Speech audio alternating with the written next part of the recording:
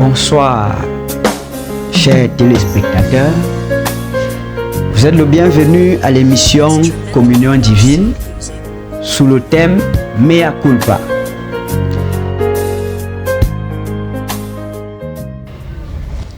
Alors, Mea Culpa, pourquoi? Parce que beaucoup de personnes se posent des questions sur leur vie. Pourquoi ça ne marche pas? Pourquoi? Et on donne généralement le tort aux autres. Alors qu'il est question ici de faire un mea culpa, ça veut dire une auto-évaluation personnelle. Mais avant de développer le thème, nous allons passer au quiz du jour. Alors, la première question. Le paralytique de la piscine de Bethesda, dont Jésus avait guéri, avait déjà passé, premier, petit A, 12 ans de maladie, petit B, 18 ans de maladie et petit C, 38 ans de maladie. La deuxième question. Lors du passage de Jésus à Jéricho, Bartimée a crié: Jésus, fils de Nazareth, sauve-moi. Jésus, fils de Marie, délivre-moi. Petit C, Jésus, fils de David, aie pitié de moi. Alors, nous passons directement dans le vif du sujet. Nous avons parlé de mea culpa. Plusieurs personnes, des gens sont malades, des gens sont bloqués, des gens cherchent des mariages, des gens veulent voyager, des gens ont des besoins. Mais pour la plupart des temps, rejettent le tort aux autres. Ils voient généralement que la situation qu'ils vivent est causée par une tierce personne. Ils jettent facilement le tort à la sorcellerie. Ils jettent facilement le tort à leurs parents. C'est vrai, la Bible le dit dans le livre de Lamentations 5. Nos pères ont péché, ne sont plus, et c'est nous qui portons la peine de leur iniquité. Cela est vrai, cela est vérifié. Mais est-ce que c'est à cause de cela que tu n'avances pas? Mais est-ce que c'est à cause de cela, toi qui es déjà venu en Jésus, que ta vie est restée sur place? Il est question pour nous de faire un mea culpa pour dire que tu dois revoir ta vie. Est-ce que tu n'as pas tort quelque part? Le mea culpa, pourquoi? Pour essayer de nous débarrasser du syndrome d'Adam dans le jardin. Pour essayer de nous débarrasser du syndrome d'Aaron. Pour essayer de nous débarrasser du syndrome de cet homme à la piscine de Bethesda. Alors lorsque Adam a mangé du fruit, l'Éternel lui demande qu'est-ce qui n'a pas marché. Il n'a pas hésité à dire que c'est la femme que tu as mise à côté de moi. Et beaucoup de personnes ont reçu en eux ce syndrome. Facilement on peut accuser le voisin. Lorsqu'on ne réussit pas un examen, on dit que l'enseignant n'a pas bien enseigné. Lorsqu'on n'arrive pas à se marier, on considère que c'est l'autre qui ne veut pas se soumettre, ou c'est l'autre qui a un caractère difficile. Qu'est-ce que nous avons fait nous-mêmes? C'est cela le mea culpa. Essayez de voir à quel niveau est-ce que nous avons fait faute. À quel niveau est-ce que nous avons échoué. Et nous allons lire dans le livre de 2 Corinthiens,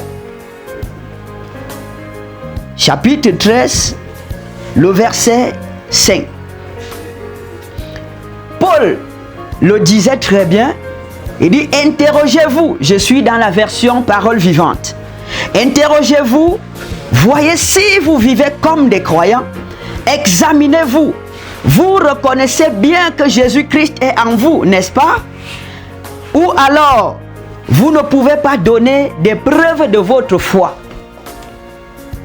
Voici Paul qui est en train de demander à quelqu'un de s'examiner lui-même, de prouver sa foi, de voir si réellement nous sommes dans la foi. Est-ce que nous sommes dans la foi? Il est vrai que des situations, la Bible dit que le monde entier est sous la domination du malin. Nous sommes très d'accord avec cela. Mais est-ce que c'est pour autant qu'on ne va pas réussir?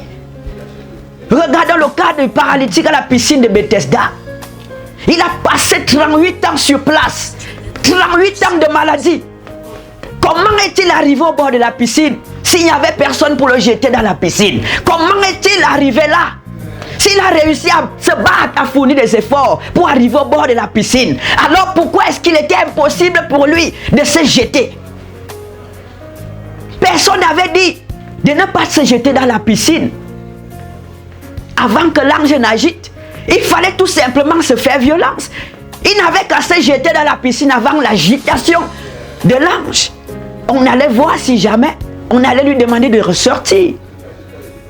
Bien-aimés, n'accusons pas toujours les autres. Le paralytique pouvait faire mieux que ça. Mais lorsque Jésus le trouve même, on demande, monsieur, voulez-vous être guéri?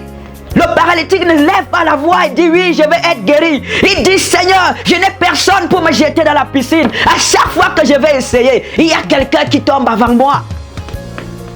Il y a quelqu'un qui se jette avant moi. Ça veut dire qu'il a en train de donner le tort aux autres. Il a en train d'accuser toute sa famille. Il accuse ses amis qui ne veulent pas l'aider, qui ne veulent pas lui venir en aide.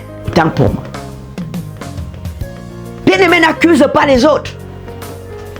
Il est vrai, tu n'es pas allé à l'école. Tes parents n'ont pas eu les moyens d'aller à l'école, de t'envoyer à l'école. Mais tu peux te battre dans la vie. Il n'y a pas que par l'école. Lorsque tu as l'onction de Dieu, j'ai envie d'annoncer à quelqu'un que les techniciens qui avaient conçu l'arche de Noé, ils n'avaient pas eu de grands diplômes. Ce n'étaient pas des ingénieurs. C'est des gens qui avaient reçu l'instruction de Dieu et ils sont allés bâtir l'arche de l'Éternel. Mais les gens qui ont bâti Titanic, c'était des ingénieurs. Mais Titanic avait coulé pendant que l'arche de l'Éternel avait terminé au sommet d'une montagne. Tu n'as pas besoin d'aller à l'école pour réussir. Tu peux commencer par tes efforts et l'Éternel vient à ton secours. Et ton l'arche que tu as commencé terminera au sommet d'une montagne. Pendant que tu es en train de commencer, l'Éternel va te soutenir et la gloire de l'Éternel va terminer avec toi au sommet d'une montagne. Je n'entends pas quelqu'un me dire amen. Je vois la puissance de Dieu. Je peux voir quelqu'un se lever. Je peux voir un chrétien se lever et dire, j'abandonne la médiocrité. Je refuse d'accuser les gens. Je refuse que les gens me méprise à cause de ma situation. Je prends ma décision et j'avance. Je sais que l'Éternel est avec moi. Je veux être marié.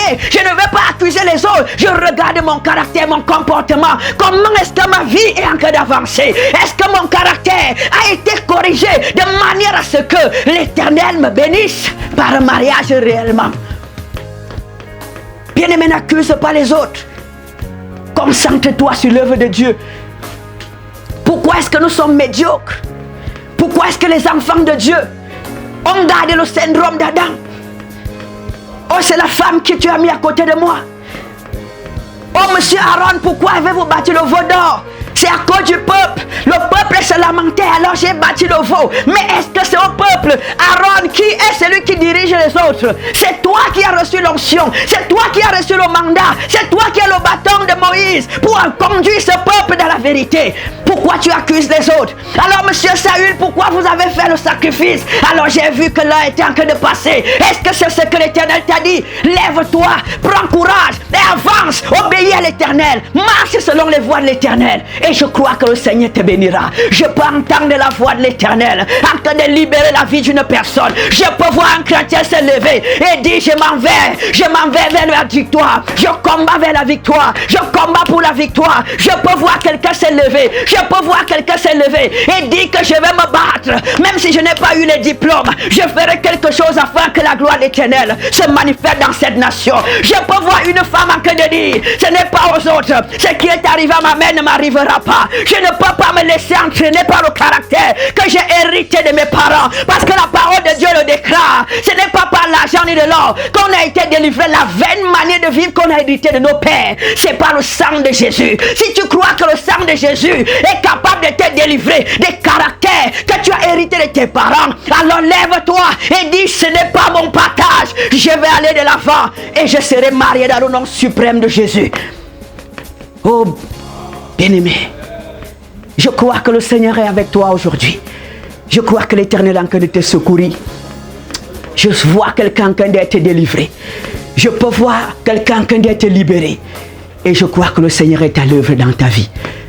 Alors je prie pour toi, afin que la grâce de Dieu La parole de l'Éternel que j'ai libérée. Que cette parole se connecte à ton âme. Que cette parole se connecte à ton cœur. Que cette parole se connecte à ta chair et te délivre au nom de Jésus. Que cette parole se connecte à toi et te délivre au nom suprême de Jésus. Bien-aimé, regarde une dernière chose que je m'en vais te dire. Peut-être que l'Éternel te connaît. Bien-aimé, regarde le livre d'Exode chapitre 13 au verset 17. La Bible dit que Dieu les avait déjà délivrés. Mais il a regardé.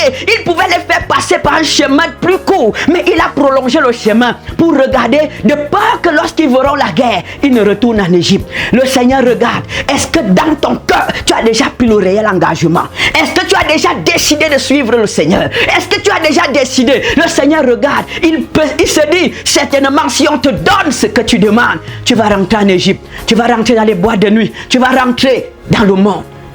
Alors le Seigneur a besoin de toi. Prends l'engagement. Décide-toi de le suivre. Et n'abandonne jamais. Que le Seigneur te bénisse. Au nom suprême de Jésus-Christ. Amen.